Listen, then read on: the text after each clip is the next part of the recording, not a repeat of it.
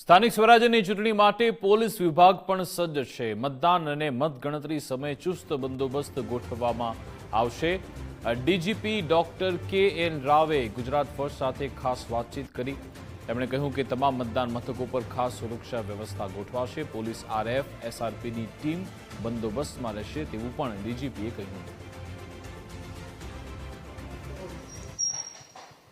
રાજ્યની સ્થાનિક સ્વરાજની ચૂંટણીઓને હવે ગણતરીના દિવસો બાકી છે અને રાજ્યના લગભગ 90% વિસ્તારને આવરી લે તે પ્રકારની રાજ્યની અંદરની આ સ્થાનિક સ્વરાજની ચૂંટણીઓ છે। જિલ્લા પંચાયત, તાલુકા પંચાયત, નગરપાલિકા અને મહાનગરપાલિકાઓની આ ચૂંટણીમાં સુરક્ષા વ્યવસ્થા ખૂબ મહત્વનો પાઠ ભજવતી હોય છે અને સ્થાનિક સ્વરાજની આ સંસ્થાઓની ચૂંટણી પ્રક્રિયામાં રાજ્યની સુરક્ષા વ્યવસ્થાની બાગદોડ જેમના સિરે છે તેવા રાજ્યના પોલીસ વડા ડોક્ટર કે.એન. રાવ સાહેબ આપણી સાથે છે। તેમની સાથે જ સીધી વાત કરીશું સ્થાનિક સ્વરાજની સંસ્થાઓની ચૂંટણીની સુરક્ષાને બાબતને લઈ। સાહેબ, ખૂબ મોટો પડકાર ઇલેક્શન જ્યારે પણ હોય ત્યારે સુરક્ષાત્મક બાબતો, ચાહે લોકસભા હોય, વિધાનસભા હોય કે પછી સ્થાનિક ઇકાઈની આ ચૂંટણી હોય, સુરક્ષાના દ્રષ્ટિકોણથી આ સ્થાનિક સ્વરાજની સંસ્થાઓની ચૂંટણી કઈ રીતે આપ જોઈ રહ્યા છો અને કેટલી સજ્જ છે ગુજરાત પોલીસ? પહેલાં તો ગુજરાત રાજ્યની સ્થાનિક સ્વરાજ ચૂંટણી પહેલી વખતે એક સિંગલ ફેઝમાં થાય છે અને આખા રાજ્યમાં લગભગ 29,000 જેટલા બિલ્ડિંગો છે, પોલિંગ બિલ્ડિંગ્સ, અને 49,000 જેટલા પોલિંગ બૂથો છે। તો એ તમામ જગ્યાઓ પર આપણા ગુજરાત પોલીસની સતર્કતા છે અને એમાં અમે લગભગ 45,000 જેટલા પોલીસના માણસોને અને 60,000 જેટલા હોમગાર્ડ, ગ્રામ રક્ષક દળનો ઉપયોગ કરવામાં આવે છે। એના ઉપરાંત આપણે 35 કંપની જેટલા એસઆરપી અને 3 કંપની જેટલા બીએસએફ, સીઆઈએસએફને પણ ઉપયોગમાં લેવામાં આવે છે। સર, 2 થી 3 વખત ઇલેક્શન કમિશન જોડે આપની બેઠકો પણ થઈ, સુરક્ષાની બાબતો હોય, વ્યવસ્થાની બાબતો હોય, કયા પ્રકારની એમની રિક્વાયરમેન્ટ છે ને આપણા તરફથી સુરક્ષાત્મક બાબતોને લઈને શું તકેદારી રાખવામાં આવી? પહેલાં તો જે પોલિંગ બૂથ્સ અને પોલિંગ સ્ટેશન્સ છે એના એક સંવેદનશીલતાથી આપણે કેટેગરાઇઝ કરીએ છીએ કે હાઇપર સેન્સિટિવ, સેન્સિટિવ અને નોર્મલ પોલિંગ બૂથ। પહેલાં તો એ પ્રક્રિયા જોઈન્ટલી કલેક્ટર અને એસપી લેવલ ઉપર થાય છે અને કમિશનરેટમાં, મહાનગરપાલિકાઓમાં, અને એના કેટેગરાઇઝ થયા પછી અમે ક્યાં આર્મ્ડ પોલીસ મૂકવાની છે, ક્યાં નોર્મલ પોલીસ મૂકવાની છે, ક્યાં હોમગાર્ડ મૂકવાની છે, એ રીતે અમે નક્કી કરતા હોય છે। અને આખા રાજ્યમાં જે રીતે મેં અગાઉ કીધું છે કે 45,000 જેટલા આપણા ગુજરાતના પોલીસના માણસોનો ઉપયોગ કરવામાં આવે છે અને લગભગ 60,000 જેટલા હોમગાર્ડ, જીઆરડી અને એસઆરપીનો ઉપયોગ કરવામાં આવે છે। સાહેબ, જે અતિ સંવેદનશીલ જે મતદાન મથકો છે ત્યાં ખાસ કાળજી રહેવાતી હોય છે, તો આવા મતદાન મથકો આઈડેન્ટિફાય થયા બાદ ત્યાં કયા પ્રકારની સુરક્ષાત્મક બાબતોને ધ્યાનમાં રખાશે?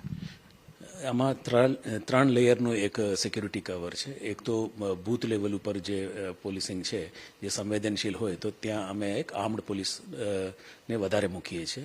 એ ઉપરાંત એક 100 મીટરની જે દાયરો છે એમાં પણ આપણે સુરક્ષાની સ્થિતિ મૂકીએ છીએ।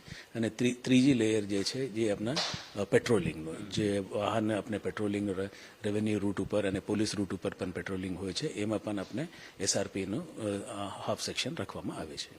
સાહેબ, સુરક્ષા સાથે સોશિયલ મીડિયા પણ ખૂબ મહત્વનું બનતું હોય છે અને જોવા મળ્યું છે કે પોલીસની નજર સોશિયલ મીડિયાના મોનિટરિંગ પર પણ હોય છે મતદાનના દિવસે, મતગણતરીના દિવસે, કે કોઈ પણ પ્રકારની અફવાઓ ન ફેલાવવામાં આવે। આને લઈને કયા પ્રકારની વ્યવસ્થા કરવામાં આવે?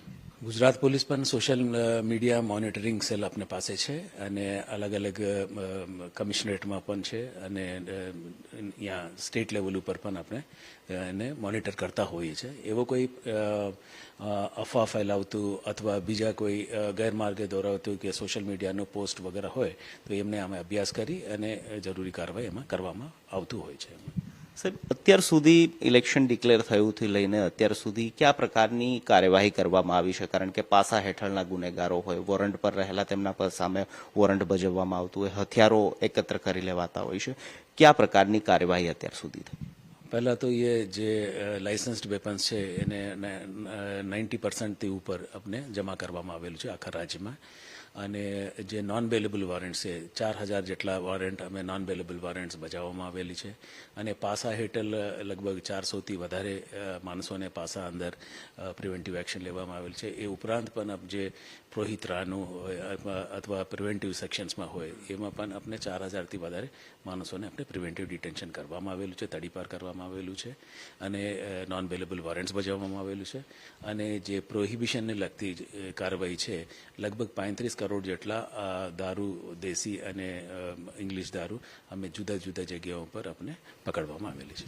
સર, ગુજરાત ફર્સ્ટના માધ્યમથી આપ એ મતદારોને શું અપીલ કરવા માંગશો રાજ્યના પોલીસ વડા તરીકે કે વધુમાં વધુ મતદાન થાય અને મતાધિકારનો ઉપયોગ વ્યક્તિ જે છે, લોકો જે છે તે નિભાવે? ભારતના નાગરિક તરીકે આપણે સર્વોચ્ચ આપણે ફરજ એ છે કે એડલ્ટ ફ્રેન્ચાઇઝ એટલે આપણે મતદાનને ઉપયોગ કરવાનો છે અને મતદાનને એક્સરસાઇઝ કરવાની છે. તો મારા અપીલ એ જ છે કે તમામ મોટા સંખ્યામાં આવીને મતદાન કરે અને એમાં કોઈ ડર અને એના વગર આપ આવીને એક સારી રીતે આપણે એને એક લોક ઉત્સવ જેવું ઉજવી શકે. તો રાજ્ય પોલીસ વડા, thank you so much sir.